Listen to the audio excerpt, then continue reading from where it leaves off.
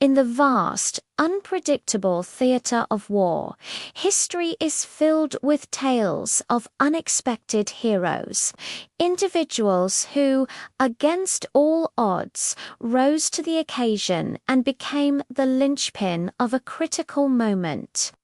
Today, we're diving into one such incredible story, a story of how a single figure never intended to be the center of the fight, became the unbreachable strong point that turned the tide. Our story begins in a place where chaos reigned. Plans were meticulously drawn, strategies were debated, and every unit had its designated role. A massive offensive was underway, and the commanders believed they had accounted for every variable. They had their shock troops, their armored divisions, and their seasoned veterans positioned for the main thrust. But as the old saying goes, no plan survives contact with the enemy. The initial assault hit a wall of unexpectedly fierce resistance. The main attacking force, the one everyone was counting on, found itself bogged down, taking heavy losses and making little headway.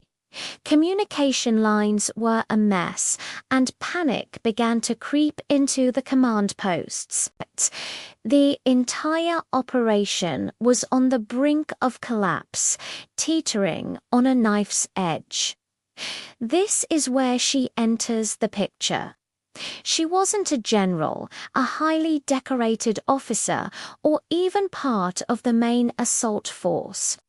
She was positioned in what was considered a quieter, secondary sector supporting role, meant to hold the line and prevent any flanking maneuvers. Her unit was smaller, less equipped, and certainly not expected to see the kind of action that was unfolding just a few miles away. The planners had essentially marked her position as a static, defensive point, a footnote in the grand scheme of the offensive. They never planned for her to become the strong point, but the enemy was clever. Seeing the main attack stall, they launched a massive counter-assault, not against the primary force, but against what they perceived to be the weakest link in the chain, her sector. They threw everything they had at her position waves of infantry, artillery bombardments, and flanking attacks, expecting to punch right through and encircle the main army. It was a brilliant tactical move, and by all rights, it should have worked. What they didn't count on was her. As the full force of the enemy's counterattack crashed against her lines, she didn't waver. She didn't retreat. She didn't call for reinforcements that she knew couldn't come. Instead, she became a rock. With incredible courage and tactical ingenuity, she organized her small unit into an unbreakable defense. She seemed to be everywhere at once, rallying her troops, directing fire, and plugging gaps in the line just as they appeared. For hours that felt like an eternity. Her position was the epicenter of the entire battle. The enemy threw wave after wave, but her line held.